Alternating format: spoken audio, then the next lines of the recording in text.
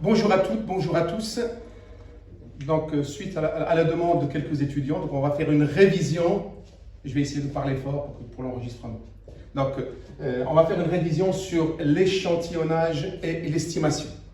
Donc, d'après les remarques que j'ai reçues, donc il y a quand même pas mal de difficultés. Vous êtes un peu noyés dans les formules. Donc, je vais essayer de résumer, de vous donner les éléments les plus importants à retenir. On va mettre de côté tout ce qui est démonstration, tout ça inutile.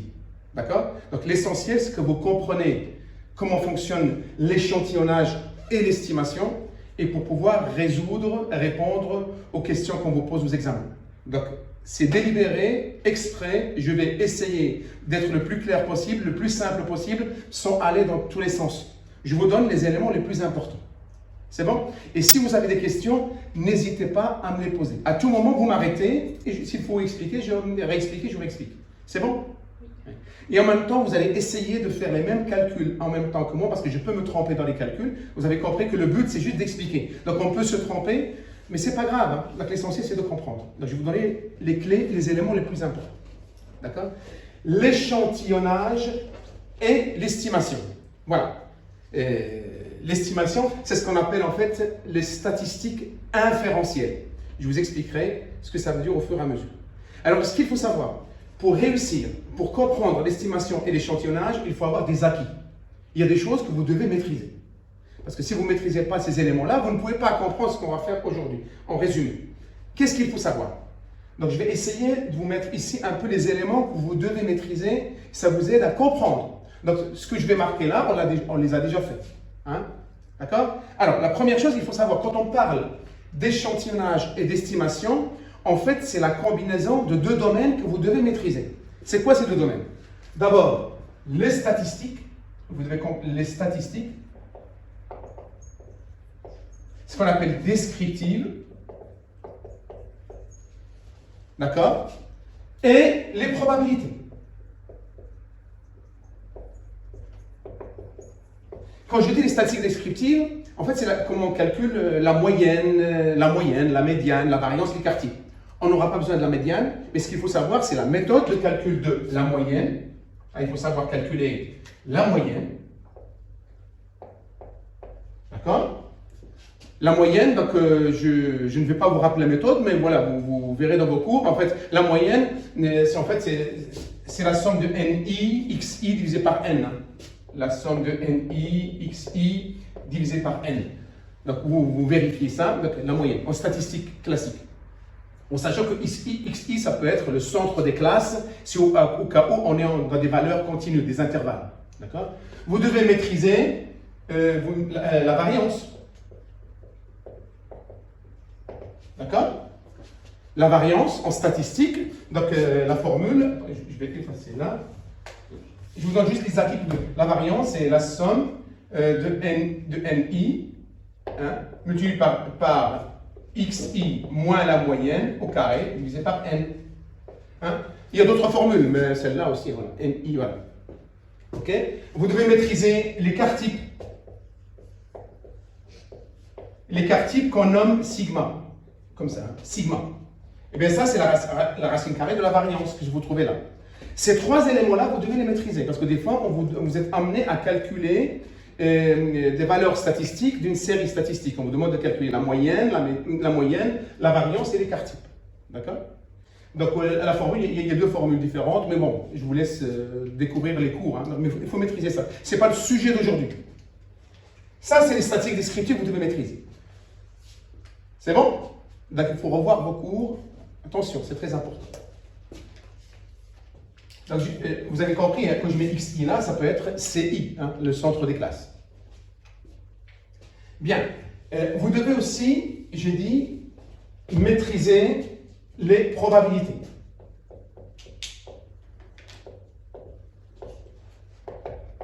Surtout la loi normale. Surtout la loi normale. OK? La loi normale, on a appris, quand on a évoqué la loi normale, pour calculer les probabilités, on fait appel à quoi? Toujours à la loi centrée réduite. Hein? La loi centrée réduite. Hein. On l'a évoqué ça quand on a fait des calculs de probabilité d'après la loi normale. C'est quoi cette loi centrée réduite? C'est x moins la moyenne divisé par l'écart type. Ça veut dire à chaque fois qu'on vous demande de calculer la probabilité de x, vous devez calculer la probabilité de x moins la moyenne qui est en général donnée, divisé par l'écart type qui est donné. On va calculer. Et c'est cette valeur-là qu'on trouve, d'accord, qu'on va chercher dans la table de la loi normale. Okay? Donc il faut maîtriser la loi centrée réduite qui est une clé pour utiliser la table de la loi normale. Sans la loi centrée réduite, vous ne pouvez pas utiliser la table de la loi normale. Oui, c'est des acquis que je suis en train de faire pour le moment. Ça, vous devez maîtriser ça. La loi centrée réduite. Vous devez maîtriser aussi la lecture. La lecture directe et inversée de quoi? De la table de la loi normale. Hein? De la table de la loi normale.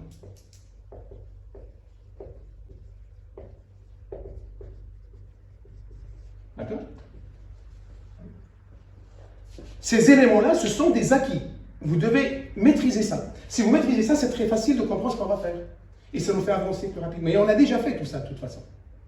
D'accord?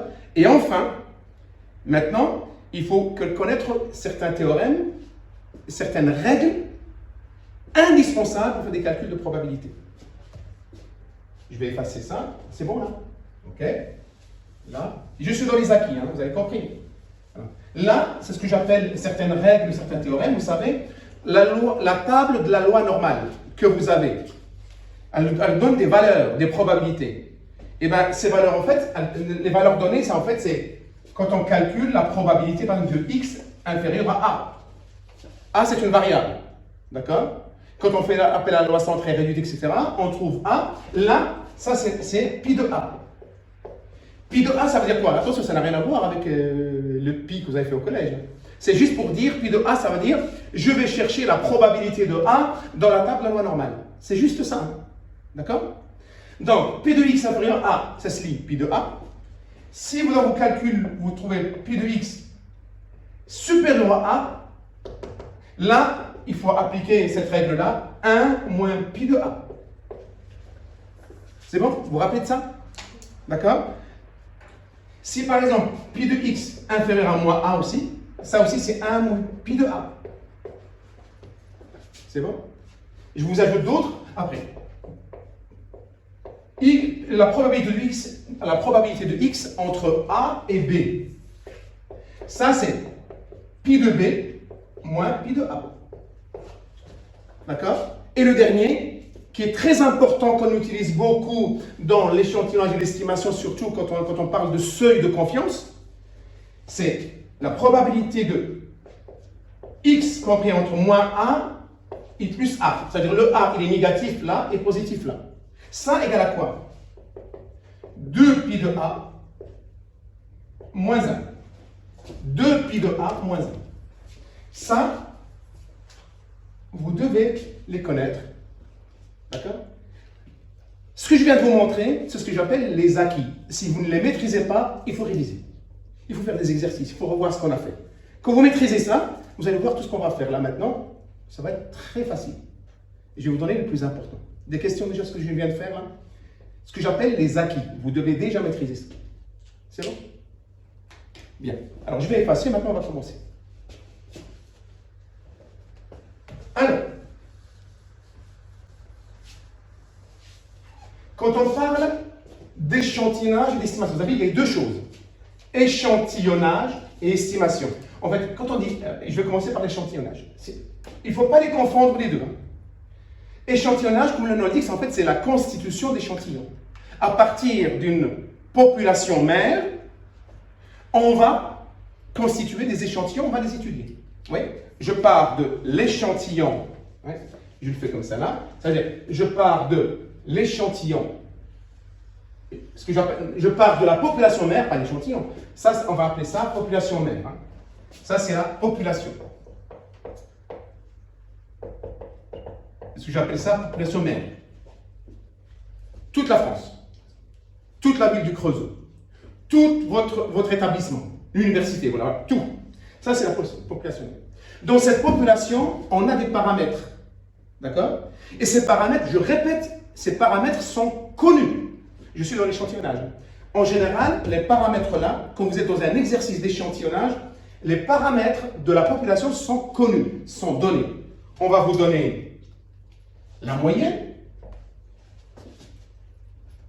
d'une variable x. On vous donne l'écart type par rapport à la moyenne. D'accord? On peut vous donner une proportion, un pourcentage. D'accord? Tout ça, c'est donné. Voilà. On vous donne la moyenne, l'écart type, ça c'est donné. Et à partir de ces données connues, on va choisir un échantillon, un petit échantillon. Donc ça, j'appelle échantillon. Et à partir de là, on doit déterminer la moyenne de l'échantillon. Alors, pour ne pas confondre les deux, quand c'est l'échantillon, je mets prime, et quand c'est population, je mets tel quel. M prime, c'est la moyenne de l'échantillon. C'est-à-dire, à partir de ces paramètres qui sont connus, vous devez déterminer M prime. Et vous devez trouver la population. Et vous devez trouver l'écart type de l'échantillon. À partir de ces données. Oui, vous avez compris? Donc, à partir de la population, je vais faire des calculs d'échantillon. Et après, toutes les questions qu'on va vous poser, c'est par rapport à la probabilité liée à l'échantillon. Vous comprenez? C'est-à-dire, les questions que vous allez avoir, on vous dit quelle est la probabilité de choix x supérieure à 60. Mais tout se passe par rapport à l'échantillon. Très important. Là, connu, là, inconnu, je dois déduire les variables statistiques de l'échantillon à partir de paramètres connus ici. Et maintenant, les questions qu'on vous posera, c'est par rapport à l'échantillon. C'est ce que je vous expliquerai là. Maintenant, l'estimation, c'est le contraire de ça. Là, ça veut dire quoi?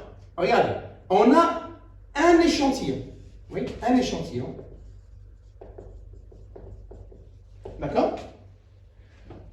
En fait, dans cet échantillon-là, on connaît ou on calcule certaines variables statistiques. Je ne vais pas appeler paramètres, parce que les paramètres, c'est quand on parle de la population mère. Mais pour la facilité du langage, ça se peut que je vais utiliser le mot paramètre, que ce soit la population ou l'échantillonnage. En sachant que quand on dit paramètre, c'est la population mère. Et là, l'échantillon, ce sont des variables statistiques calculées. Là, dans l'échantillon, eh ben, soit on vous donne, soit vous calculez, vous avez la moyenne. Vous allez peut-être calculer les proportions, l'écart type.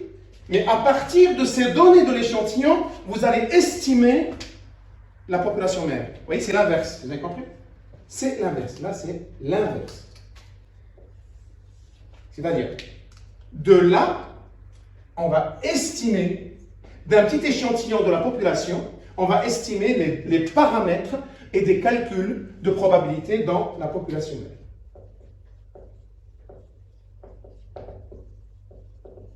Donc, la moyenne, la proportion, l'écart type. D'accord? Des fois, dans les calculs, vous avez l'écart type de la population, mais vous n'avez pas la moyenne et la proportion. Mais ce qu'il faut savoir, ce qui n'est pas là, il y a des données là. Si l'écart type de la population n'est pas donné, c'est que l'écart type de l'échantillon, vous l'avez. Vous pouvez le calculer. Vous avez compris? Si la moyenne de la population on ne la connaît pas, c'est que vous l'avez là ou vous pouvez la calculer. Mais on ne peut pas avoir de situation où il y a inconnu. Est-ce que vous savez? Vous voyez? Donc de là, de l'échantillon, je vais me projeter sur la population, je vais estimer les paramètres de la population, faire des calculs. Alors là, c'est l'inverse. Ça, ce qu'on appelle, quand on parle de l'échantillon vers la population elle-même, on appelle ça statistique inférentielle. Vous voyez? Inférentielle. Je fais l'inverse. Échantillonnage, c'est de la population, je vais vers l'échantillon. Est-ce que vous avez déjà compris les deux différences? Alors seulement, on verra tout à l'heure, quand on estime les paramètres de la population, ou calcul des probabilités, etc., on fait appel à deux types d'estimation ponctuelle, intervalle de confiance. Je vais l'expliquer maintenant. Est-ce que vous avez des questions déjà sur cette grossière présentation pour voir la différence entre les deux? Rappelez-vous, population échantillon, ça c'est l'échantillonnage. Maintenant, on n'a pas de données sur la population, mais on va passer d'échantillon, on se projette et on estime la population. Vous voulez un exemple là? Par exemple, regardez, les élections présidentielles. On ne peut pas questionner, on veut faire des sondages avant les votes, avant les élections. On ne va pas poser la question à tout le monde. D'abord, c'est pas possible. 2, ça coûte cher, question de temps, etc.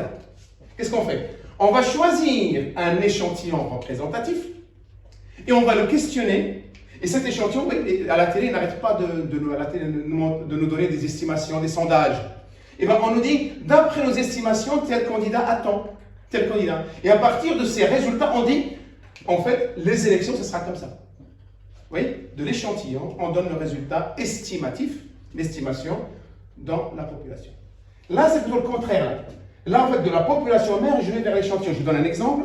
Vous voulez créer votre magasin d'habillement avec votre propre marque. Et vous dites, ce magasin, je vais l'ouvrir dans la ville de Dijon. Okay. Mais vous n'allez pas, vous n'allez pas questionner tout le monde. Vous n'allez pas voir la tendance des consommateurs en France. Qu'est-ce que vous allez faire? Vous allez par exemple aller sur des sites internet où il y a des données statistiques globales. Il y a des sites. L'INSEE, par exemple. Vous avez l'INSEE qui a étudié le comportement des consommateurs en France et eux, ils ont des données générales. À partir de ces données générales que vous connaissez, vous allez choisir un échantillon représentatif et vous allez faire votre étude de marché. Vous voyez? Et vous allez vérifier ces résultats de votre échantillon. Vous avez compris la DL? Bien.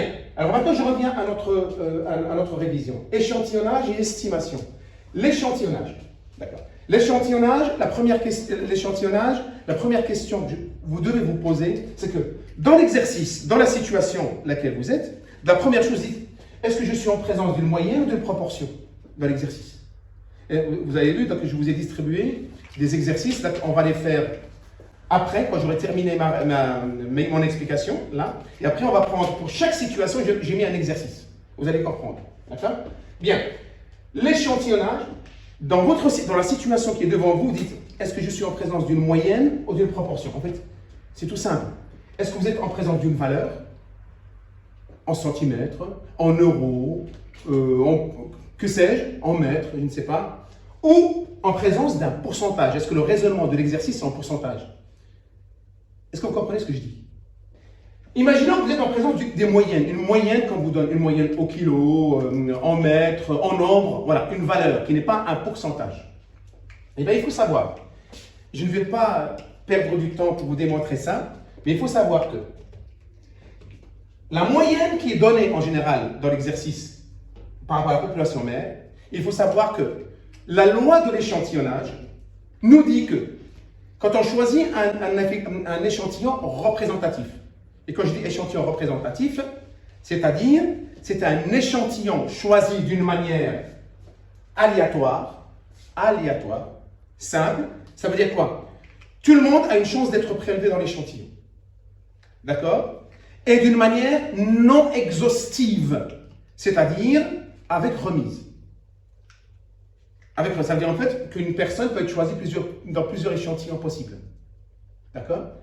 Mais l'élément le plus important, on va dire, il faut que l'échantillon soit supérieur ou égal à 30. Voilà la règle qu'on donne en général.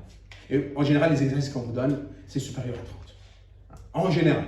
Donc, il faut qu'il soit supérieur à 30, choisi d'une manière aléatoire, au hasard, tout le monde a choisi d'être prélevé, et non exhaustif, c'est avec remise. Comme ça, en fait, il y a la possibilité de choisir plusieurs échantillons. D'accord. Alors, on est en présence d'une moyenne dans l'exercice. Donc, il faut savoir que la moyenne M' de l'échantillon sera égale, à peu près, à la moyenne donnée dans la population. C'est presque du recopiage, en fait. Par contre, quand on calcule l'écart type de l'échantillon, parce que l'écart type n'a de sens qu'il est lié à la moyenne, par exemple. L'écart type par rapport à la moyenne de l'échantillon, comment on le trouve? Eh bien, on prend l'écart type de la population, si vous avez dans l'exercice, et vous divisez par la racine carrée de n étant l'échantillon. C'est bon? N, c'est l'échantillon. On dit, par exemple, on est en train d'étudier 50 personnes. D'accord? Pourquoi on fait ça? Ça va nous aider à déterminer la loi centrée réduite, qui nous permet de trouver des probabilités. Donc, dès qu'on a trouvé ça, et bien maintenant, je peux dire que La variable aléatoire x bar suit une loi normale de paramètres m et de paramètres l'écart type de l'échantillon égale à quoi l'écart type de l'échantillon? L'écart type de la population divisé par racine carrée de n. En général, tout ça c'est donné, il faut juste remplacer. Est-ce que vous comprenez ce que je dis? Okay. Bien. La loi, à partir de là, ça si ça vous casse la tête, vous pouvez l'oublier ça. Ça, en fait, c'est la déduction, la formule mathématique en probabilité. Donc, la loi centrée réduite, en fait, x bar moins la moyenne divisé par l'écart type de l'échantillon suit une loi normale de paramètres 0 et 1. Si ça vous casse la tête là, vous l'oubliez, mais on verra, c'est juste à nous permettre de calculer. Maintenant, dans l'exercice, vous dites, non, en fait, je ne suis pas en présence de moyenne de calcul. C'est des proportions. Proportion, ça veut dire pourcentage, en fait, tout simplement. Oui, pourcentage. Vous avez compris ça? Ça peut être 20%, comme on peut vous dire 0,2. C'est la même chose. Et bien là, pareil. La proportion de l'échantillon n'est rien d'autre que la proportion qu'on trouve dans la population. Ça aussi, d'après la loi d'échantillonnage. Je n'ai pas le temps de vous le démontrer, mais on peut le démontrer. Okay. Pareil, l'écart type lié à la proportion, l'écart type de l'échantillon en lien avec la proportion égale à quoi? Racine carrée de P fois Q divisé par N. Q, vous savez ce que c'est? Q étant 1 moins P. Ça, c'est plutôt la loi binomiale, mais oubliez ce que j'ai dit. Vous voyez? Donc ça, l'écart type, P fois Q, comment on le trouve? Du moment que j'ai P, mais il suffit de faire 1 moins P, et j'ai Q, et je divise par N, N étant l'échantillon donné dans l'exercice. C'est bon? À partir de ça, ça me permet de déterminer les paramètres là, que je vais vous expliquer là, mais ça permet d'établir la loi centrée réduite. Vous allez la comprendre plus facilement quand on aura fait les exercices. Est-ce que vous avez des questions par rapport à l'échantillonnage? L'échantillonnage, c'est ce qui est le plus simple. Vous allez voir, il n'y a rien de compliqué. C'est bon? Maintenant, l'estimation. Je vous donne les éléments les plus importants. L'estimation, il y a deux types d'estimation. L'estimation ponctuelle, c'est-à-dire le résultat est une valeur. D'accord? Est une valeur, un résultat, une valeur. Une seule valeur. Il y a l'estimation ponctuelle et l'estimation par intervalle de confiance. Vous avez compris que intervalle de confiance, c'est entre deux intervalles, deux accolades. Donc ça veut dire c'est valeurs continues. Vous avez compris, c'est un intervalle de confiance. Et bien, ponctuel, vous avez compris que là je pars de l'échantillon et je dois estimer les paramètres de la population. Ça, je les ai. Donc, quand je trouve la moyenne de l'échantillon, et bien, d'après encore la loi de l'estimation et de l'échantillonnage, je sais que la moyenne de la population sera la même, à peu près la même. C'est bon? La proportion, la même chose. La proportion P' que vous allez trouver dans l'échantillon, dans la population, sera à peu près la même. Et l'écart type de la population que je n'ai pas. Parce que là, j'ai l'écart type de l'échantillon, mais je veux trouver l'écart type, pour vous le demander, l'estimation de l'écart type de la population. Comment vous faites? Vous prenez l'écart type de l'échantillon que vous avez calculé, multiplié par racine carrée de n divisé par n moins 1. C'est bon? Vous remplacez. Donc je précise juste là, cette racine carrée de n divisé par n moins 1, donc plus l'échantillon est grand, plus en fait ce sera inutile de multiplier, multiplier par racine carrée, parce que ce sera 1. Mais gardez ça. Vous avez compris, c'est l'estimation ponctuelle. Là aussi c'est facile ça. Ça en général, on ne peut pas avoir 0 sur 20. Non. Ça c'est tellement facile, c'est juste, vous avez tout, vous faites le calcul. Des questions? Et bien on arrive maintenant à l'estimation par intervalle de confiance. C'est là où il y a du travail, on va dire. Il y a pas mal de travail. Okay? Alors, voilà, je vous ai résumé ça pour que vous puissiez comprendre, quand vous avez un exercice devant vous, comment vous allez l'aborder cet exercice. Alors, regardez, vous avez votre exercice devant vous. Vous dites, je suis en présence de moyenne ou de proportion. Vous comprenez ça? Vous pouvez le comprendre tout de suite dès que vous avez l'exercice devant vous. Vous dites, est-ce que je suis en présence de calcul avec des valeurs qui ne sont pas des pourcentages ou des pourcentages? Est-ce que vous êtes en présence de moyenne ou de proportion? Quand vous êtes en présence de moyenne, là il y a deux cas de figure dans l'exercice. Deux cas de figure. Soit l'écart type de la population, vous voyez, quand je ne mets pas prime, ça veut dire que c'est la population. Soit l'écart type de la population est connu. Dans ce cas-là, l'intervalle, c'est celui-là. Soit l'écart type de la population dans l'exercice n'est pas connu, par définition, vous avez celui-là de l'échantillon. Et cette fois-ci, c'est cet intervalle-là. Je vous explique l'intervalle maintenant. C'est pas compliqué, encore une fois. En fait, il y a plusieurs valeurs, c'est du recopiage. Et le reste, je vais vous expliquer comment on le calcule. M, c'est la moyenne. Moins T multiplié par l'écart type de l'échantillon. Ça, c'est l'écart type de l'échantillon. Oui, l'écart type de l'échantillon, ça. On l'a déjà fait, hein? L'écart type de l'échantillon. Le T, c'est cet inconnu-là qu'il faut trouver. Et ce T ne peut être trouvé que parce qu'il y a une autre donnée qu'on vous donne dans l'exercice. À votre avis, laquelle? Le T. Eh bien, le T, il est en lien avec ce qu'on appelle le seuil de confiance. Ou seuil de risque. D'accord? C'est le T. Je vais vous expliquer comment on le trouve. Je dirais que c'est la seule difficulté. La seule difficulté qu'on peut avoir dans l'estimation. Vraiment, c'est la seule. Mais vous allez comprendre que je vais vous donner la méthode de calculer. Vous allez trouver c'est facile. T, c'est le seul. En fait, le T, c'est quoi en vrai? Le T, c'est le nombre... Ça, c'est l'écart type. Vous voyez? Ça, c'est l'écart type que j'ai mis. Le T, c'est le nombre d'écarts types qui s'écartent de la moyenne à gauche et à droite. Si on trouve par exemple T égale à 2, ben on dit que la moyenne est comprise entre moins 2 écarts types et plus 2 écarts types. Le T, c'est le 2.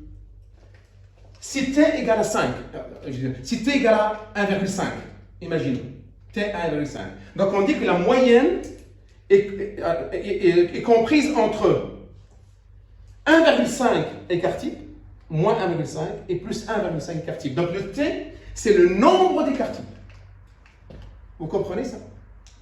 Il faut savoir ce que c'est que le T. Je vais vous donner un exemple très simple, vous allez comprendre le T. Après, maintenant qu'on va faire les exercices après, vous allez voir que ça va tout seul. Je vous dis, je fais cours, je fais une révision en maths à, allez, en général, c'est à 18h. D'accord? 18h, c'est ça la révision, on commence à 18h. Bon. Et je vous dis, à 18h, c'est en moyenne, mes révisions se font à 18h. Je l'écris. Ça, c'est la moyenne. À 18h. OK? Je vous dis, pour que je puisse arriver à l'heure, laissez-moi une marge de sécurité ou d'erreur de 10 minutes.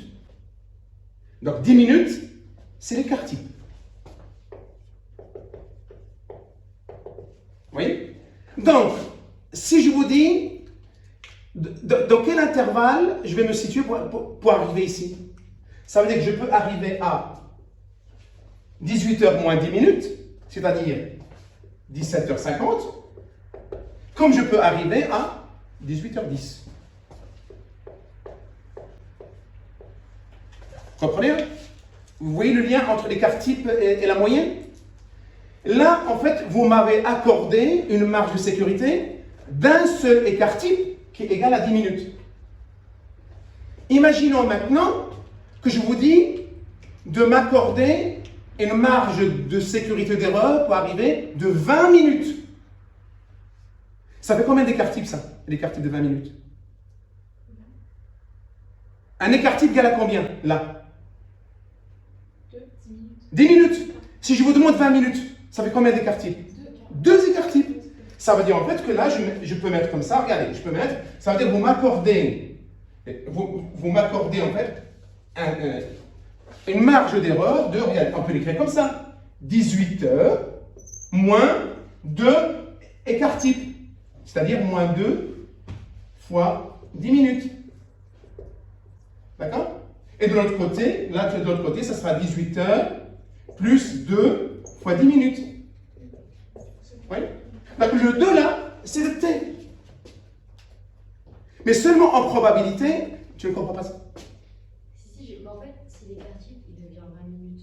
Si on voulait... Non, l'écart type, il est de 10 minutes, on l'a déjà, dès l'origine, l'écart type est de 10 minutes. Donc c'est si après ça change et que du coup... Mais oui, on part d'abord sur un écart type connu, 10 minutes, et après, on peut calculer la marge. D'accord? Si vous m'accordez qu'une marge d'erreur, de sécurité de 10 minutes, une marge d'erreur pour arriver de 10 minutes, ça veut dire que je dois arriver entre 17h50 et 18h10. D'accord? Donc il y aura une certaine probabilité que je sois là. Ça, la table de la loi normale nous le donne. Quand on s'écarte de la moyenne d'un écart type, Donc moins n écart type plus un écart type, dans la table à la normale, on peut le trouver. Si jamais il n'y a qu'un écart type, on met 1 au lieu de 2. Oui, Donc, tu n'as même pas besoin de l'écrire, parce que quand il y a écart type, ça veut dire un écart type. ok, donc Mais regardez. Comment? on supprime le T s'il n'y en a qu'un. Ben oui, exactement. Regardez, si je vous dis maintenant, vous m'accordez un écart type pour arriver. Donc c'est 1, le T. Vous allez dans la table de la loi normale, vous cherchez la probabilité pi de 1. Combien vous trouvez pi de 1? Dites-moi pi de 1 dans la table de la loi normale. 1, ça veut dire que vous allez chercher 1,00. 1, voilà. Et bien 0,84. Combien? 0,84? 84, 134. 134. Ben voyez, regardez. Eh bien, il y aura 84% de chances que j'arrive si vous me laissez 10 minutes de battement. Un écart type. Ah, donc, il y aura Comprenez? besoin de faire la formule. Non, en fait, juste je vous explique ça, après je vous montre la méthode, c'est très simple. Quand on dit un écart type, le chiffre 1, je vais dans la table de la loi normale et je peux calculer la probabilité que la moyenne soit comprise dans cet intervalle-là. Donc, d'après un écart type, dans la table de la loi normale, il y a 84% de chances que j'arrive entre 17h50 et 18h10. Si je vous dis maintenant, il y a combien de chances que j'arrive entre 18h, entre en fait une marge de 2 écarts types. C'est-à-dire, 2 écarts types, ça fait quoi? 17h40 et 18h20. Donc là, c'est 2 écarts types. Et là, si on regarde la table de la loi normale, dites-moi combien j'aurai de chances d'arriver dans cet intervalle-là.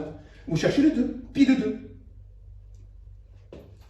Et le 2, ça fait 0,97 525.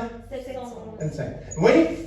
Là, j'aurai 97% de chances d'arriver si la marge augmente. Conclusion. Plus je m'éloigne de la moyenne, plus j'élargis l'intervalle, plus il y a d'écarts types, plus j'aurai de chances, plus j'aurai de chances d'arriver. Mais c'est normal. Donc, là, vous savez pourquoi? C'est juste une explication, mais écoutez, regardez, si je dois arriver, si vous me donnez seulement 10 minutes de battement pour venir, un seul écart type, j'aurai 84% de chances d'arriver. Mais peut-être les 10 minutes ne me permettent pas, par exemple, de réparer la voiture, ça ne tombe en panne sur la route. Vous voyez? Si vous me donnez 2 écarts types, c'est-à-dire 20 minutes, 10 fois 2, peut-être j'aurai le temps de trouver, d'appeler, qu'on vienne m'emmener, venir ici. Vous voyez? Donc c'est juste pour vous expliquer le T. Est-ce que vous avez compris le T? Le T, c'est le nombre d'écarts types. Bien. Là, j'efface maintenant. Et là, et on continue. Voilà. Donc, écart type connu, la moyenne, moins T, le nombre d'écarts types, multiplié par l'écart type de la population divisé par la racine carrée de n, mais ça, c'est l'écart type de l'échantillon. Et ce côté-là, je fais plus, là, moins plus. Okay. Maintenant, imaginons que l'écart type, dans l'exercice de l'écart de la population, n'est pas connu. Comment je vais mettre l'écart type là? Donc, vous avez la même formule seulement, oui, le signe écart type au-dessus. Je ne touche pas en bas. Je ne touche pas en bas, je le laisse. Mais l'écart type au-dessus, je vais le remplacer par S, l'écart type estimé. L'écart type estimé. Il est où l'écart type estimé? C'est celui-là. Dans l'estimation ponctuelle. Parce que si vous n'avez pas l'écart type de la population, vous avez obligatoirement l'écart type de l'échantillon. Mais il suffit de faire l'écart type de l'échantillon multiplié par racine carrée de n divisé par n-1. Donc ça, c'est S. C'est la même chose. D'accord? Et c'est là. Donc il suffit de remplacer l'écart type au-dessus là. Attention, vous laissez le dénominateur racine carrée de n. Vous le remplacez par S là. Et vous avez votre. C'est de l'entraînement. Il n'y a rien de compliqué. Des questions? Alors, je vous expliquerai comment on trouve le T, juste quand j'aurai expliqué tout. Je vous ai T, c'est très facile à trouver. Maintenant, si dans l'exercice, vous êtes en présence de proportions, de pourcentage. Attention, le pourcentage, ça peut être par exemple 20% au 0,2, 30% au 0,3, 35% au 0,35. En général, quand c'est le pourcentage, on enlève le pourcentage, on met une valeur relative. Eh bien, là, il n'y a qu'une seule formule à connaître. Il n'y a rien d'autre. Il n'y a qu'une seule formule à connaître. L'intervalle de confiance, c'est la proportion. De toute façon, c'est la même dans l'échantillon et dans la population. C'est la même. moins le taux, vous avez compris, le T, pas le taux, le T, multiplié par ça, c'est l'écart type en lien avec la proportion. Et bien, racine carrée de P fois Q divisé par N. Donc Q étant 1 moins P. C'est bon? Là, c'est moins, et là, on fait plus. Et on a l'intervalle. Je vous ai donné toutes les formules indispensables, essentielles pour faire vos exercices. Et oui, j'ai mis de côté tout ce qui est démonstration, etc. Ce schéma-là, vous l'avez devant vous. Vous pouvez faire n'importe quel exercice, pour moi en tout cas. Alors, je peux ajouter un petit élément, vous voulez, supplémentaire. C'est quand on a, par exemple, on est en présence d'un échantillon qui n'est pas choisi d'une manière non exhaustive. C'est-à-dire l'échantillon n'est pas avec remise. Et bien là, avec remise. Et là, en fait, on apporte une rectification, une modification, une correction de l'écart type calculé. On le multiplie, comme là, par exemple, on le multiplie par un coefficient d'exhaustivité. D'accord? On appelle ça coefficient d'exhaustivité. En fait, et là aussi, pareil, c'est rare. Mais je vous donne le coefficient d'exhaustivité. Le coefficient d'exhaustivité, en fait, c'est, je vais le mettre là, c'est racine carrée de n moins 1 sur n moins 1. J'espère que je ne me trompe pas. Voilà, c'est ça. N, le grand N, en fait, si vous voulez, c'est la population. La population. En général, on vous donne l'effectif de la population. Et petit n, c'est l'effectif de l'échantillon. Je vais juste vérifier si je ne me suis pas n moins n. Oui, j'ai inversé. C'est n moins petit n, là. Et n moins 1. C'est ce qu'on appelle un coefficient d'exhaustivité pour corriger l'écart type quand on est en présence d'un échantillon qui n'est pas choisi d'une manière non exhaustive, c'est-à-dire il n'est pas choisi de manière avec remise. En fait, c'est sans remise. J'ai choisi, mais je ne peux pas choisir deux fois. Bon. Mais en général, quand l'effectif est important, et en général, dans les exercices, là au moins une chose, c'est sûr, quand dans l'exercice, on vous dit que la distribution suit une loi normale, on s'en fiche du reste. On peut faire le calcul. Du moment que ça suit la loi normale, la distribution suit une loi normale, donc en fait on s'en fiche que ce soit supérieur à 30, que ce soit... Donc ça c'est des exceptions, mais faites pas attention à ça. Le plus important c'est ce que je viens de vous montrer. C'est bon? Vous avez compris? Et bien regardez, ce que j'ai marqué là, donc je vais numéro 1, en fait j'ai préparé un exercice pour chaque, dites-moi il est quelle heure là? 18h44. 18h44, très bien. Donc ça fait... Donc je vais essayer, on va voir. J'ai préparé un petit exercice pour chaque, donc on va faire vite. Alors, j'ai préparé un exercice pour l'échantillonnage pour là. 1, 2, d'accord. Là, 3, 4, 5 et 6. 6 petits exercices, ça va très vite. Hein, et je vais vous montrer comment on applique comme ça au moins. Dès que vous avez l'examen, vous verrez, vous répétez ça plusieurs fois, je vous assure que ça peut aller tout seul. C'est bon? Donc voilà, je les ai numérotés comme ça. Je vais effacer le tableau et je vais prendre les exercices. Et au fur et à mesure, vous allez vous référer au numéro 1. 1, c'est l'échantillonnage, il est question de moyenne. 2, échantillonnage, il est question de proportion. Numéro 3, on est dans l'estimation ponctuelle. Numéro 4, on est dans l'estimation par intervalle de confiance en présence de moyenne avec l'écart type connu. Et 5, on est dans l'estimation avec intervalle de confiance en présence de moyenne, mais cette fois-ci, l'écart type est inconnu. Et enfin, le 6e, c'est toujours d'estimation par intervalle de confiance et on est en présence de proportion. Juste avant de passer aux exercices pratiques pour appliquer ce qu'on vient de réviser ensemble, je vous explique comment on trouve le T. Le T, souvent, le T qui est en lien avec le seuil de confiance. C'est toujours comme ça, le T en lien avec le seuil de confiance ou seuil de risque. Donc, dans les exercices, on vous dit, trouvez en fait un intervalle de confiance au seuil de confiance de temps, ou au seuil de risque de temps. Donc, il faut savoir, quand on dit seuil de confiance, par exemple, seuil de confiance, imaginons un seuil de confiance de 95%, ça, c'est la même chose si je vous dis seuil de risque de 5%. Vous avez compris? Si seuil de confiance 90%, seuil de risque 10%. Si seuil de risque est de 7%, seuil de confiance, 93%. Alors, prenons l'exemple. Imaginons qu'on a un seuil de confiance de 95%. À partir de là, je dois trouver le T qu'on trouve dans les intervalles de confiance. Comment on trouve T? Alors, sans aller dans les détails. Oui. Quand vous avez un seuil de confiance de 95%, vous la transformez en valeur relative 0,95, et vous écrivez cette équation. 2 pi de t moins 1 égale 0,95.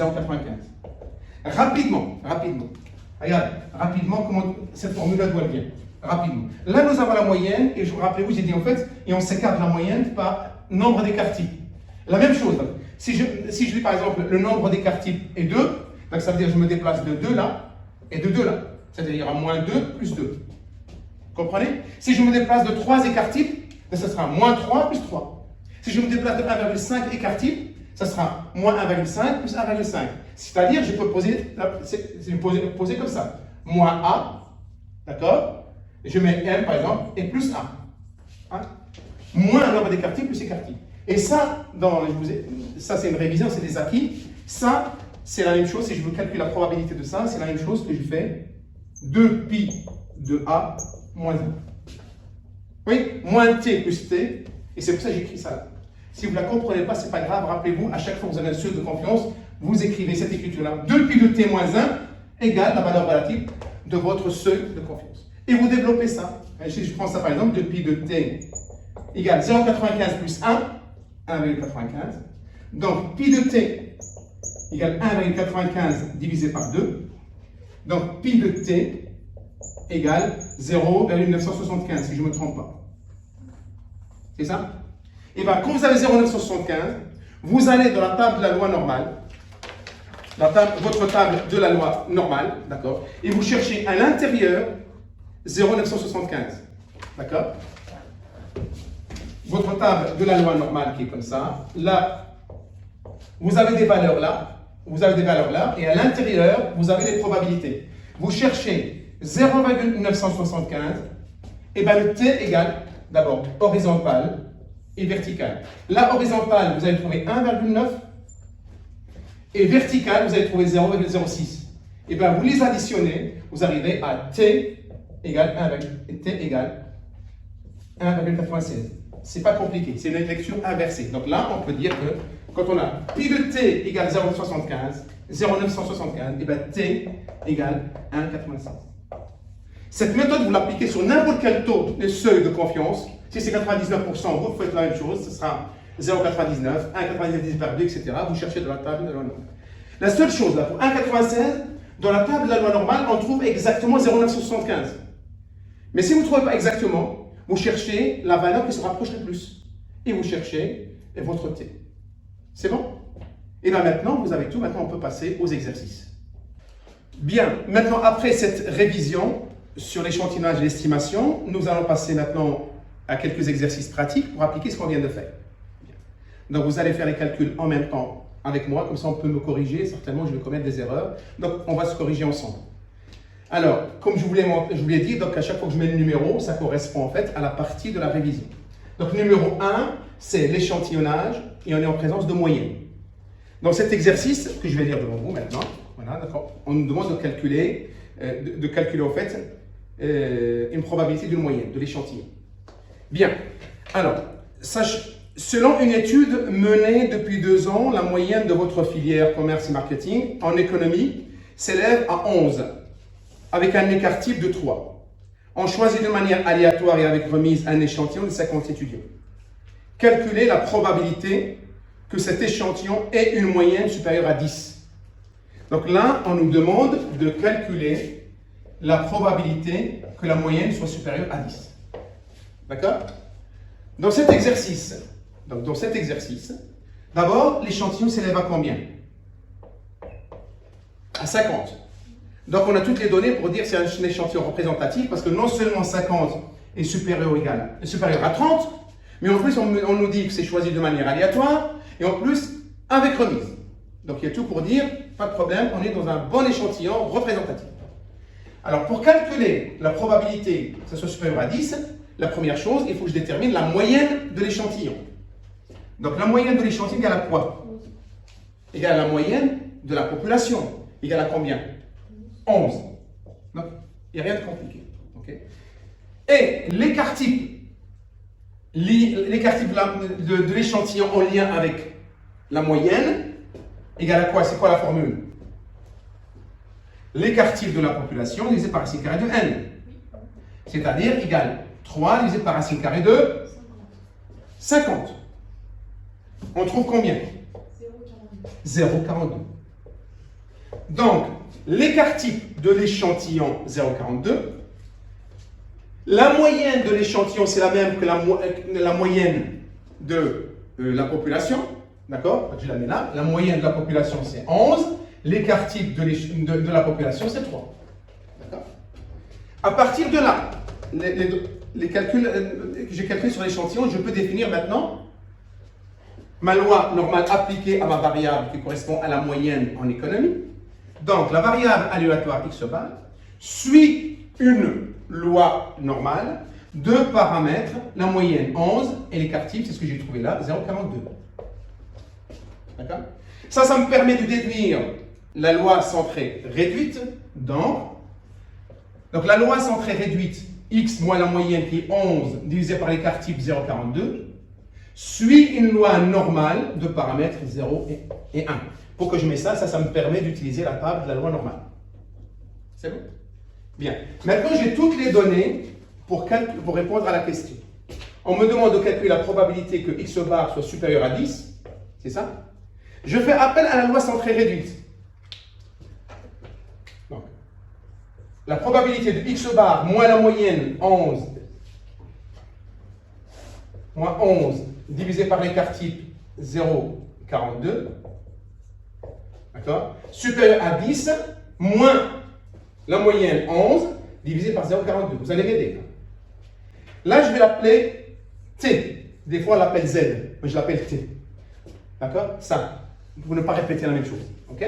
Je vais l'appeler, ça c'est T. Donc, la probabilité que T soit supérieur à, ça combien vous trouvez? 10 moins 11 divisé par 0,42. Moins quelque chose.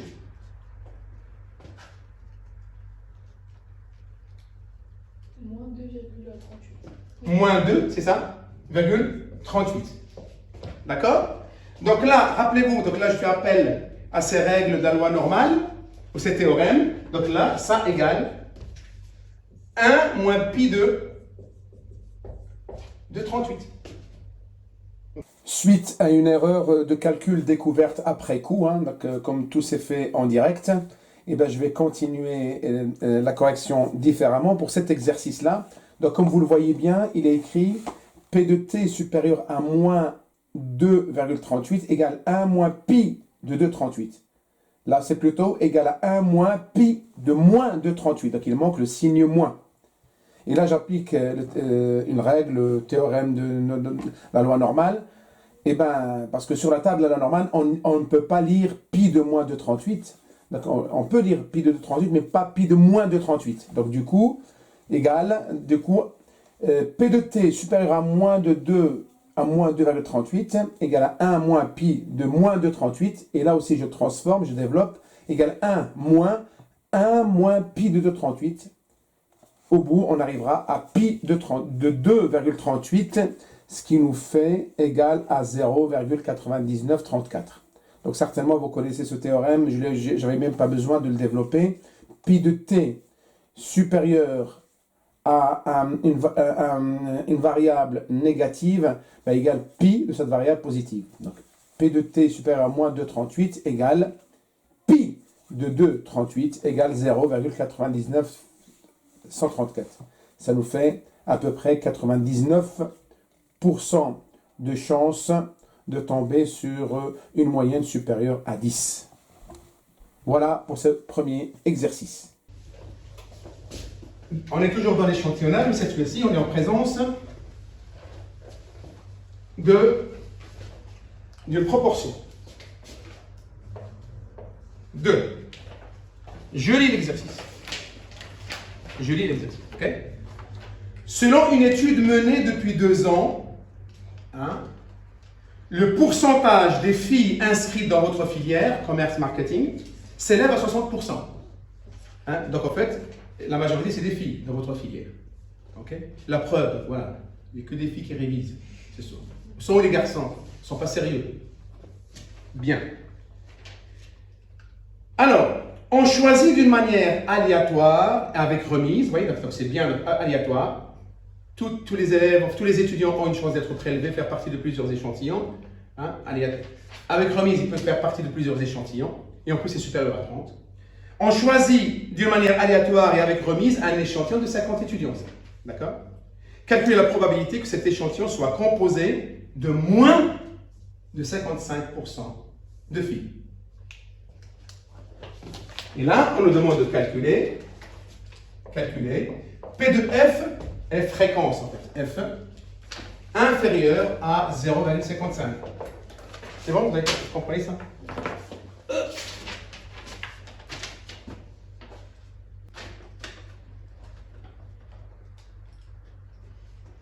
D'accord? Donc, les données de l'exercice par rapport à la population, on nous donne la proportion égale à quoi? On nous donne ce qui est donné dans l'exercice. Donné. Ça, c'est ce qu'on doit calculer, probabilité 2. Mais ce qui est donné, ce qu'on sait. Voilà. 60%, donc 0,6. On sait que 60% des étudiants de votre filière sont des filles. D'accord? À partir de là, je dois calculer l'écart type lié à la proportion. L'écart type. Et la formule, c'est P fois Q divisé par N. D'accord? Q étant, P c'est 0,6 et Q égale 1 moins 0,6. Donc du coup c'est 0,6 fois 0,4 divisé par l'échantillon. Et de combien l'échantillon? L'échantillon égale à quoi? Combien? 50. Donc je divise par 50. Et là, on trouve combien? J'ai trouvé 0,07. Vous vérifiez, s'il vous plaît. 0,07. Vous avez compris là? L'écart type en lien avec la population, l'écart type de l'échantillon. 0,6, c'est ce qui est donné P, multiplié par Q égale 1 moins P, 1 moins 0,6, divisé par 50. Super, très bien. Et bien maintenant, j'ai tout. Donc, je dis que la variable aléatoire F suit une loi normale de paramètres P 0,6 et écart type en lien avec la proportion 0,07. Donc, je peux déduire la loi centrée réduite, F moins 0,6 divisé par 0,07 suit une loi normale de paramètres 0 et 1. Okay? Donc, je peux répondre maintenant à la question. Oui, je peux répondre à la question. Donc, calculer la probabilité que l'effectif de l'échantillon soit inférieur à 55% des filles. Enfin, les filles qui composent l'échantillon sont inférieures à 55%. Voilà, ouf. F inférieur à 0,55. Donc je fais appel à la loi centrée réduite. F moins 0,6 divisé par 0,07 inférieur à 0,55 moins 0,6 divisé par 0,07. Donc, P de T inférieur à, dites-moi combien vous trouvez, parce que moi je trouve moins 0,71. À vérifier, là.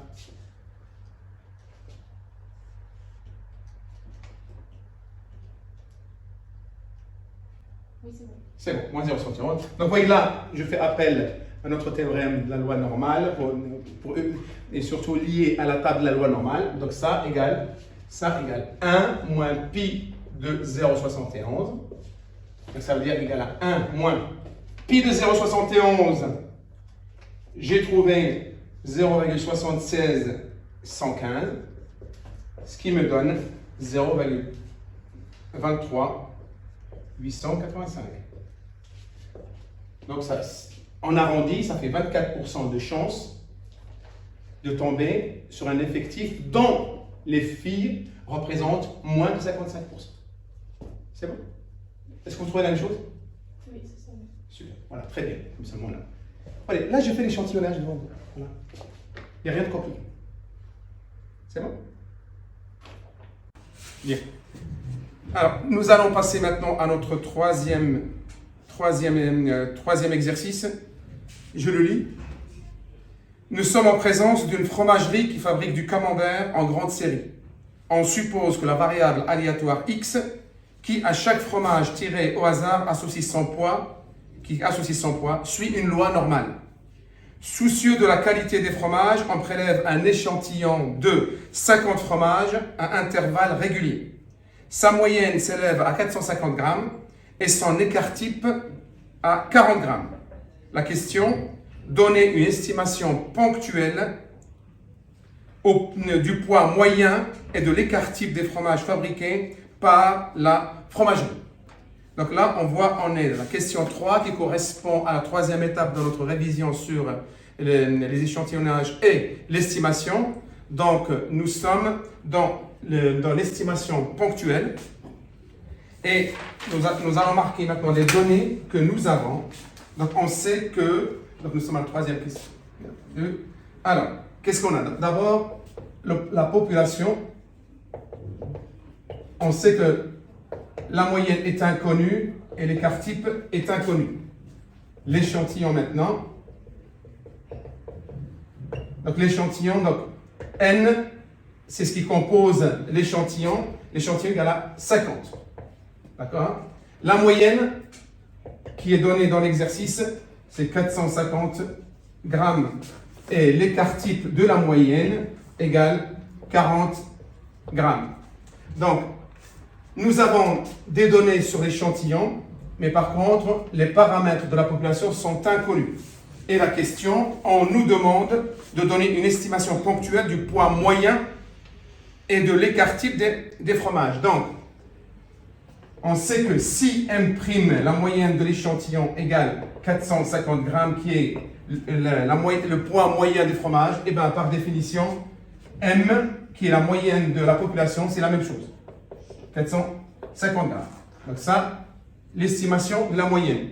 Quant à l'estimation de l'écart type de la moyenne, voilà, écart type de la moyenne, qu'on appelle aussi S, et ben, égal à quoi? Égal l'écart type de l'échantillon multiplié par racine carrée de n divisé par n moins 1. Je remplace, donc l'écart type de l'échantillon, c'est donné dans l'exercice, c'est bien 40. Je multiplie par la racine carrée de n, l'effectif de l'échantillon 50, divisé par 50 moins 1, 49. Et là, j'ai trouvé 40,41. Voilà l'écart type estimé de la population en partant de l'écart type de l'échantillon. Je précise juste une chose, c'est que plus l'échantillon est important, plus l'échantillon est grand, plus l'écart type de l'échantillon sera le même, s'approchera approximativement de l'écart type de la population. Là, c'est notre exercice numéro 3, donc il n'y a pas de complications là-dessus. Donc vous avez bien vu que nous avons estimé les paramètres de la population à partir des données calculées, des données statistiques de l'échantillon. Je passe maintenant au quatrième exercice. Je vais effacer, on passe au quatrième exercice. Hop. Nous passons maintenant à notre quatrième exercice. Et comme c'est l'exercice numéro 4, dans le schéma de révision, il correspond en fait à l'intervalle de confiance, lié à la moyenne et surtout avec un écart type connu. Je lis l'exercice. Nous sommes en présence d'une fromagerie qui fabrique du camembert en grande série. On suppose que la variable aléatoire x, qui à chaque fromage tiré au hasard associe son poids, suit une loi normale de moyenne inconnue et d'écart type de 30 grammes. On prélève un échantillon au hasard, d'une manière aléatoire bien entendu, de 100 fromages, à intervalles réguliers, et on calcule sa moyenne qui s'élève à 420 grammes. La question, donner une estimation du poids moyen par intervalle de confiance au seuil de confiance de 95%. Donc là, il y a pas mal de données. D'abord, concernant la population mère. Population, la moyenne est inconnue Et par contre, l'écart type est donné parce que l'écart type s'élève à 30 grammes. OK? Donc maintenant, nous allons nous intéresser à notre échantillon. D'accord? La moyenne calculée, elle s'élève à 420 grammes. D'accord? Et bien, l'écart type de la moyenne de l'échantillon, eh ben, je peux le déduire, le calculer en lien avec l'écart type de la population. La formule, c'est l'écart type de la population divisé par racine carrée de n. Et ça égale 30 divisé par racine carrée de l'effectif de l'échantillon 100. Donc, voilà, parce que l'effectif de l'échantillon, c'est bien entendu 100. Donc ça, si je calcule bien, 30 divisé par racine carrée de 100, c'est 10. 30 divisé par 10, ça fait 3. D'accord? Donc notre intervalle de convergence, quelle est la formule? C'est celle-là. Donc c'est la moyenne moins t multiplié par écart type divisé par racine carrée de n. Et l'autre bord, c'est m plus t multiplié par l'écart type de la population divisé par racine carrée de n. Ça, c'est notre formule de calcul. La moyenne, nous l'avons. C'est 420. L'écart type de l'échantillon, c'est-à-dire tout ça, on peut le remplacer par 3. L'inconnu, c'est quoi? C'est t. C'est le t que je dois trouver. Alors, comment je calcule t? Alors, le t, t, c'est en lien avec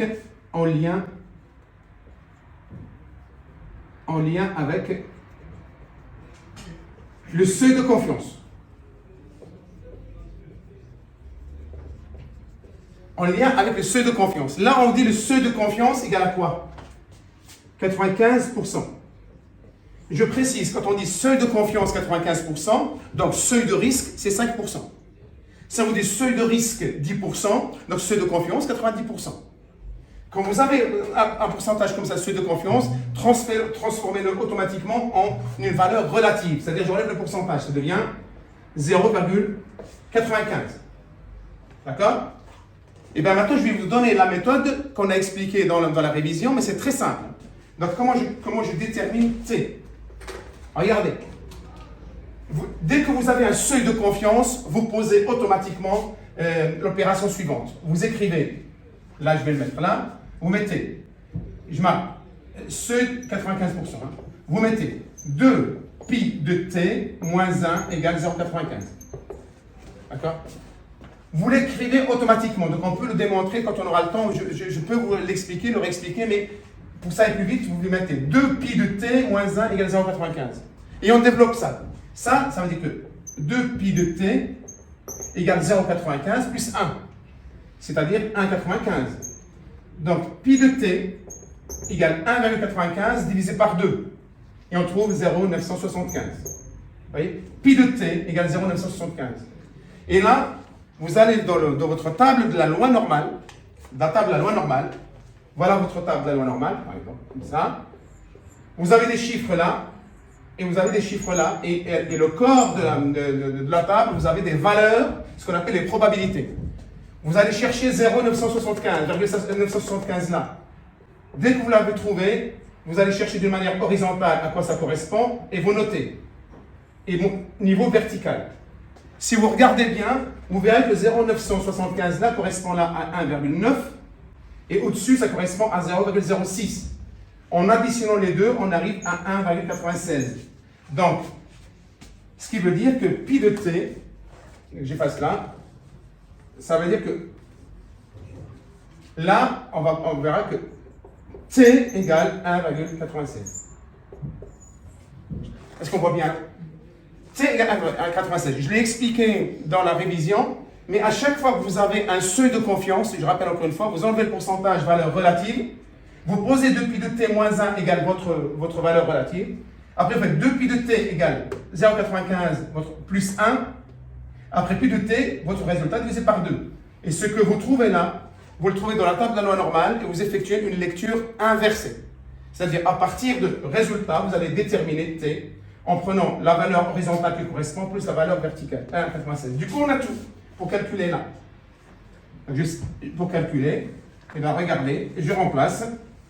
Alors du coup, c'est la moyenne 420 moins t 1,96 multiplié par écart type de la racine carrée de n qui est l'écart type de l'échantillon, on l'a déjà calculé, c'est 3.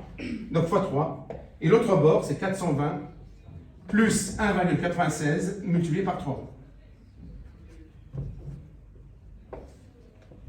Une bonne utilisation de la calculatrice, normalement, une bonne utilisation de la calculatrice, et normalement, vous arrivez à 414,12 et 425,88. Voilà notre intervalle de confiance. Donc, comment on le lit? On dit, il y a 95% de chances que le poids moyen des fromages de l'échantillon soit compris entre 414,12 grammes et 425,88 grammes. Voilà, là nous avons fait l'exercice, on a fait l'intervalle de confiance de la moyenne en sachant que l'écart type de la population est connu. Donc j'espère que ça ne vous pose pas de problème. Et maintenant nous allons passer à l'exercice suivant. Donc, rappelons-nous, la question numéro 5, c'est pas dans notre schéma, c'est pas pour quel niveau de la révision? L'estimation moyenne avec T inconnu. Alors, l'estimation par intervalle de confiance, c'est ça? Oui. Et l'écart type inconnu. Par moyenne, Écart type inconnu. Voilà. Quand on dit écart type inconnu, on parle bien de l'écart type de la population. Comment? Ben, en fait, dans le raisonnement, on ne raisonne pas en pourcentage, on raisonne en valeur moyenne. Regarde, prenons l'exercice, vous allez comprendre. Cette fois-ci, on va faire appel aux statistiques descriptives. Vous allez voir le lien entre les statistiques descriptives classiques, moyenne, variance, écart type, et les probabilités. Et là, regardez, on vous dit, un échantillon d'entreprise d'un certain secteur, bon, peu importe, a donné la série statistique suivante. Et là, on vous donne le chiffre d'affaires des entreprises. Les entreprises qui ont un chiffre d'affaires entre 0 et 4, c'est en millions. J'imagine c'est en millions, hein, on va dire c'est en millions. Entre 0 et 4 millions, on va dire, on aurait dû mettre 1, parce qu'une entreprise qui a 0 chiffre, 0 millions, elle n'existe pas. Bon, c'est pour le calcul. Normalement, on aurait dû mettre 1. C'est pas grave. Donc, entre 0 et 4 millions, il y a 4 entreprises. Les entreprises qui réalisent un chiffre d'affaires entre 4 et 8 millions, il y a 10 entreprises. Et il y a 10 entreprises, et ainsi de suite.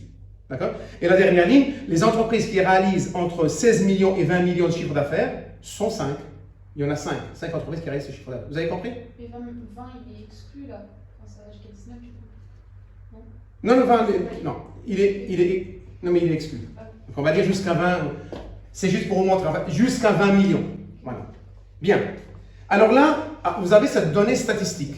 Ces éléments-là, vous devez faire quoi? Vous devez calculer la moyenne, d'accord? Et vous devez calculer la variance et surtout l'écart type. Nous avons besoin de la moyenne et de l'écart type. On peut raisonner avec la variance. Il vaut mieux raisonner avec l'écart type, ce qui est le plus court. Mais on peut raisonner avec la variance. Dans ce cas-là, il faut enlever la racine carrée. Bien. Alors, d'après ce tableau-là, si je vous épargne les calculs, c'est-à-dire vous savez le faire, la moyenne. Donc, si vous développez, normalement, si vous faites la somme, pour calculer la moyenne, hein, pour calculer la moyenne, parce que c'est un échantillon, hein, on est d'accord. Il y a combien d'entreprises? L'échantillon est composé de combien d'entreprises? Mais il suffit de compter le nombre d'entreprises en NI. Normalement, nous arrivons, je crois que c'est 40.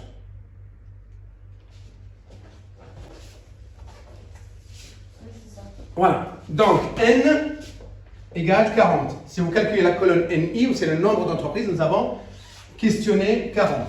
Donc, on va dire que les 40 supérieurs à 30, et en plus choisi de manière aléatoire, avec remise, en plus c'est supérieur à 30. On va dire très bien. Bien. Il faut calculer la moyenne. Normalement, la moyenne, en utilisant votre calculatrice ou Excel, j'ai trouvé la moyenne pour aller plus vite.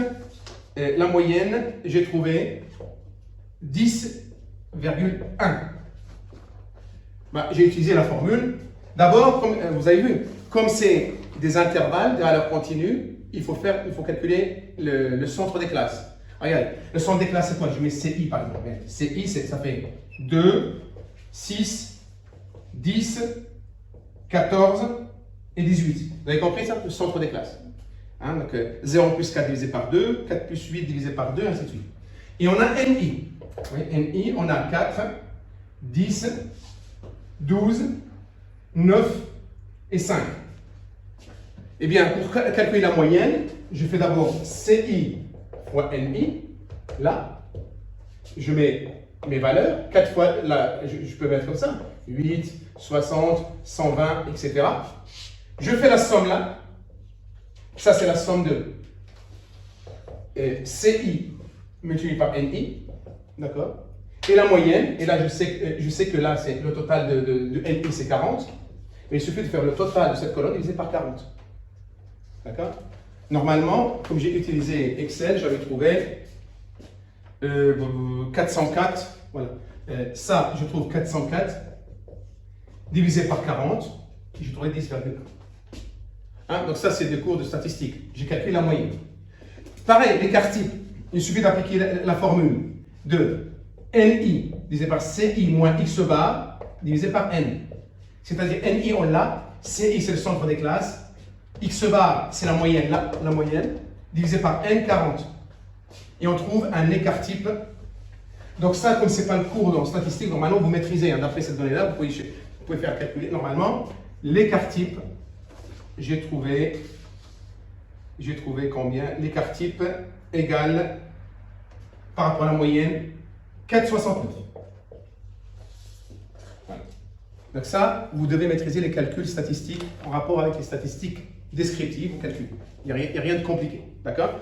Et bien maintenant, regardez. J'ai l'effectif 40, j'ai la moyenne de l'échantillon, j'ai l'écart type par rapport à la moyenne de l'échantillon. D'accord? Et bien à partir de là, on est dans l'estimation. Et bien à partir de là, donc là, la moyenne de la population égale à quoi? Ça ne change pas, 10,1. Par contre, l'écart type de la population qu'on va appeler S. S. C'est l'écart type de la population estimé par l'écart type de l'échantillon. Je l'appelle S. Égal à quoi? Rappelez-vous la formule. C'est l'écart type de l'échantillon par rapport à la moyenne multiplié par racine carrée de n divisé par n-1. Vous vous rappelez de ça? Et là, égal, donc je fais 4,69 multiplié par 40 divisé par 39. 40 moins 1. Et là, j'ai trouvé qui est égal à 4,75.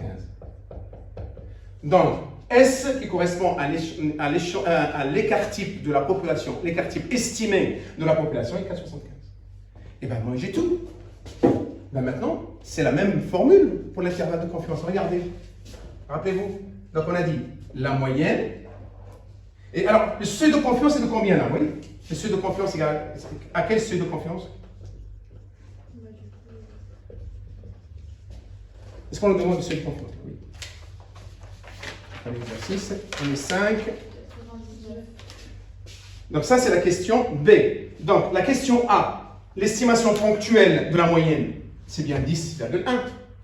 Et l'estimation, l'écart type de l'échantillon, c'est 4,69. Et l'écart type de la population estimée, c'est 4,75. Donc ça, c'est A. Tout ça qu'on a fait, c'est A. D'accord? Maintenant, le B, on nous demande de donner une estimation du chiffre d'affaires moyen par intervalle de confiance au niveau de confiance de 99%. Vous voyez? On refait la même chose. Qu'est-ce qu'on fait? Rappelez-moi. Dès que j'ai ça, regardez, 99%, qu'est-ce que je fais? 0,99. Et qu'est-ce que j'écris? 2 pi de T moins 1 égale 0,99. Vous voyez? Automatiquement. Ça. Et là, je développe 2 pi de T égale 1,99, puisque je fais 0,99 plus 1. Pi de T égale 1,99 divisé par 2. Donc, pi de T égale, si je fais 1,99 divisé par 2, ça fait combien? 1,99 divisé par 2? 995?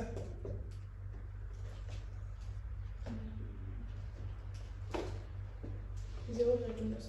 Voilà. Et si vous regardez maintenant par lecture inversée de la table de la loi normale, attention cette fois-ci, dans le corps de la loi normale, la table de la loi normale, vous n'allez pas trouver exactement 0,995. À peu près, à peu près. Ce qui se rapproche le plus de 0,995. Donc si je prends la table de la loi normale, d'accord? Et ce qui se rapproche le plus, c'est 0,99506. Vous voyez?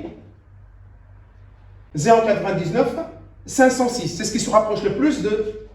Attendez, c'est 0, vous voyez? 0, j'ai oublié le 0. Voilà. Pi de t égale 0,995. Donc vous avez compris? En fait, on ne trouve pas 0,995 exactement, mais ce qui se rapproche le plus, c'est 0,99506. Hein? Ce qui se rapproche le plus, c'est 0,99506. 506. C'est bon? On voit bien ce que j'ai écrit là? Oui, oui. Ouais. C'est bon? Donc, ça correspond quoi à t égale à quoi? Je vous écoute. 2,58. Voilà, super. 2,58. Donc maintenant, vous apprenez ça, vous gardez, donc vous savez, maintenant ça revient souvent. Ceux de confiance 95%, t égale 1,96. Ceux de confiance 99%, t égale 2,58. Et je remplace dans mon intervalle de confiance. Rappelez-vous, donc la formule, c'est la moyenne moins t. Comme l'intervalle, comme l'écart type est inconnu, mais je l'ai déduit, ça fait multiplié par s divisé par racine carrée de n. Et là, c'est la moyenne plus t multiplié par s divisé par racine carrée de n. Donc, je remplace. La moyenne, c'est 6,1. moins t 2,58. multiplié par s 4,75 divisé par racine carrée de n. Racine carrée de n égale à quoi? 40. 40. N égale 40. Racine carrée de 40. Et le deuxième, c'est 10,1 plus 2,58 multiplié par 4,75 divisé par racine carrée de 40. Une bonne utilisation de la calculatrice, et normalement, vous ne pouvez pas vous tromper. Donc, il suffit de bien utiliser votre calculatrice. Vous allez vérifier, je vais vous donner le résultat que j'ai trouvé. Donc, moi, j'ai trouvé... Est-ce qu'on voit ici en dessous, là, si j'écris là ou j'efface? Je peux? Donc, le résultat... Donc, j'ai trouvé 8,16 et 12,04. Voilà. C'est bon? C'est bon? Oui. Oui? Est-ce que c'est compliqué? Oui, oui, d'accord. Ce n'est pas compliqué. Il faut juste vous y intéresser, à tête reposée, vous entraîner, utiliser le schéma que je vous ai donné juste avant, et vous pouvez faire n'importe quel exercice. Donc là, qu'est-ce que je dis? Donc, comme le seuil de confiance est de 99%, on dit il y a 99% de chances que le poids, il s'agit bien des non, là, que le chiffre d'affaires, je pensais que j'étais dans les fromages. Alors, il y a 99% de chances que le chiffre d'affaires moyen soit compris entre 8 millions et 160 000 et 12 millions et 40 000. Si vous voulez, entre 8 millions et 12 millions. Il y a 99% de chances que le chiffre d'affaires moyen soit compris. C'est bon? Il nous reste le dernier. D'ailleurs, ce n'est pas le plus compliqué. Et on aura terminé. Et vous avez tout pour réussir vos examens, vos exercices, vos préparations, pour réussir vos épreuves. Je peux effacer? Allez, l'exercice 6.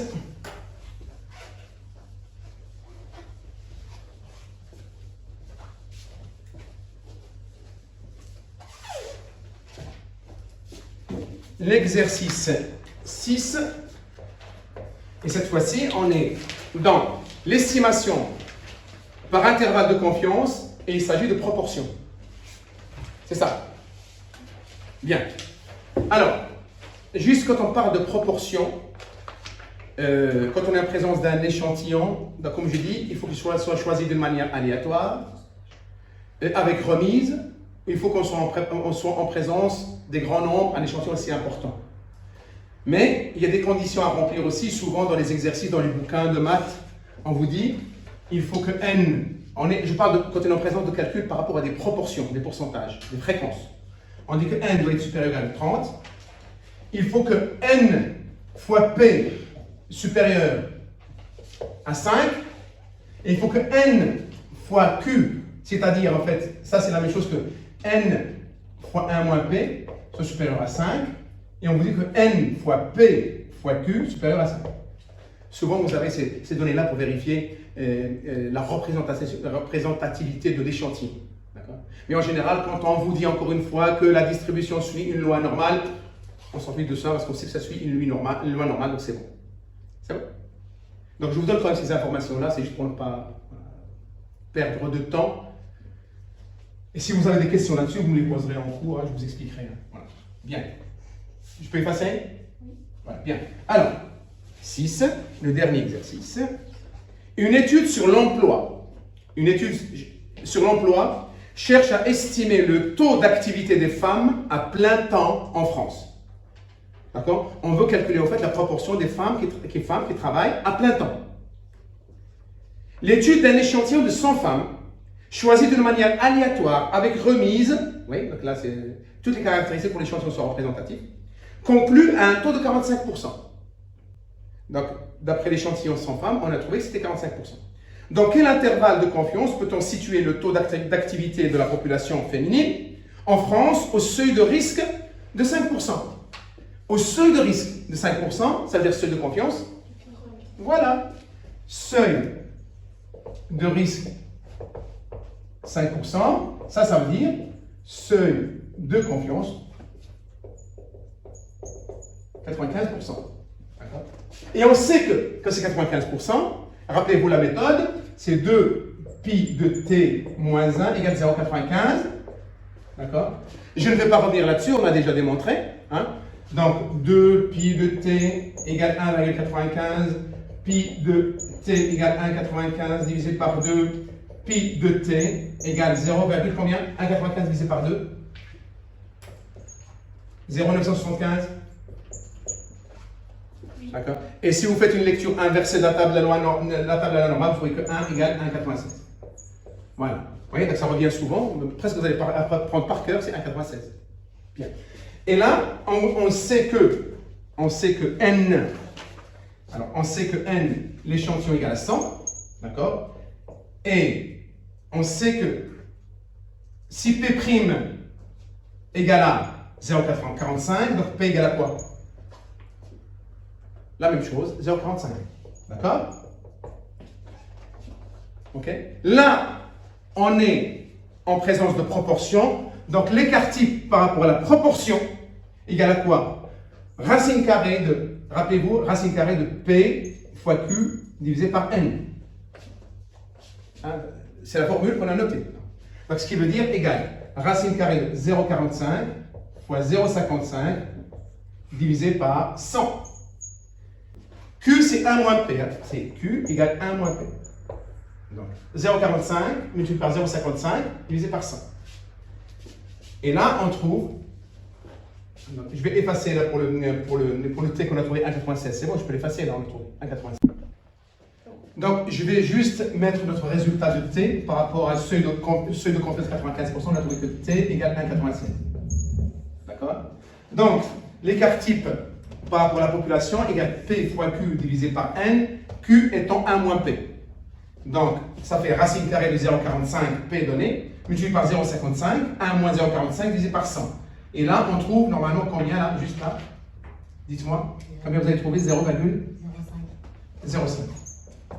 D'accord? Donc maintenant, je peux mettre tout de suite mon intervalle de confiance égal P, on le sait, c'est 0,45. Moins T, on l'a trouvé 1,96, multiplié par l'écart type de la population, soit j'écris ça directement comme ça, divisé par 100, soit comme j'ai le résultat, donc je peux mettre directement le résultat 0,05, et là c'est 0,45 plus 1,96 multiplié par 0,05. Vous avez compris que la formule que j'ai mise là, la formule qu'on a faite, c'est P moins T multiplié par racine carrée multiplié là. P fois Q divisé par N. Et l'autre, c'est P plus T multiplié par racine carrée de P fois Q divisé par N. C'est ça. Hein. Seulement l'écart type de la population là, je l'ai mis directement le résultat 0,05. Vous avez compris? Bien, donc le résultat égale à quoi? Eh bien, je vais vous donner le résultat que j'ai trouvé. Vous me dites si vous trouvez la même chose. Eh bien, je trouve 0,35 Oui. et 0,55. C'est bon, c'est ce que vous trouvez? On voit bien? Eh bien, vous voyez, il y a 95% de chances, d'accord, que 95% de chances que le taux d'activité des femmes, en fait, moyen, soit compris entre 35% et 55%. C'est bon? Est-ce que vous avez des questions? Franchement, j'espère que vous avez compris. Donc, si vous n'avez pas compris, n'hésitez pas à préparer vos questions, vous me les posez en cours, tout ça. Mais regardez un peu cette révision, regardez cette vidéo s'il le faut, et j'en suis sûr que normalement, ça doit être plus facile pour vous pour réussir les examens. Pas de questions? Eh bien, je crois que ce n'est pas du temps perdu. Merci pour votre patience. Je vous dis bon courage pour vos examens et à très bientôt.